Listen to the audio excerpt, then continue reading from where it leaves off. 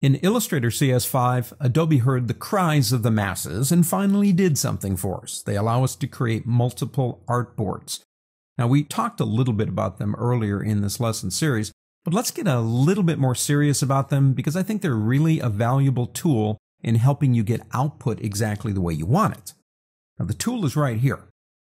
If you select that tool, it will open up and display the first artboard, which is, of course, the size of your page. Let's take this one down by actually moving it, just dragging on it like this, and make it fit our first lady over here. Maybe something like that. And we can get as precise as we want.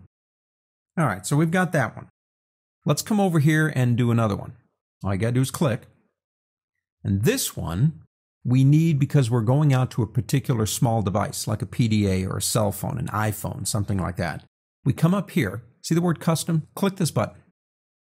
You have a lot of stuff going on in here. For example, if you're going out to video, you can change that artboard to NTSC or PAL-DV, which will change the pixels from squares to DV, just for that one artboard.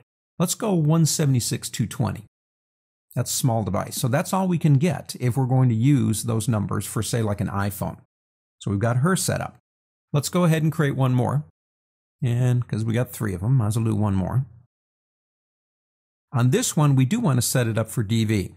Now, you'll notice that when we first go up here and go into like NTSC if you're United States or PAL if you're Europe, it's going to make it bigger. Don't worry about that because it's changing the pixels. We can recrop it down again.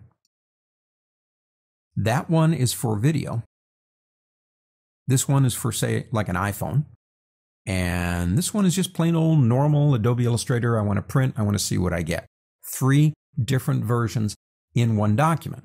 If you click here, this button right here will give you options about the artboard that you're working on. See, it says Artboard 3.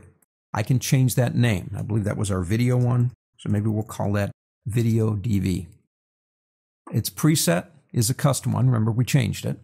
Want to show center marks? You want to show crosshairs? How about video safe areas?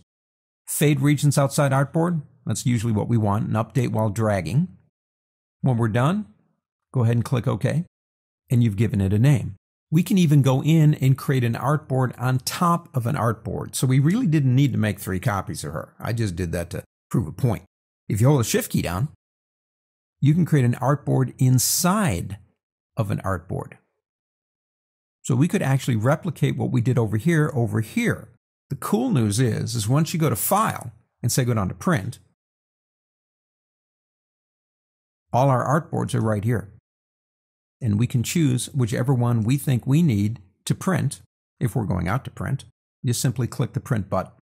Multiple artboards is new to CS5, but they're not just for creating multiple artboards. With the customize options up here, you even have the option of taking a piece of your Adobe Illustrator document and prepping it for video. I find that pretty valuable.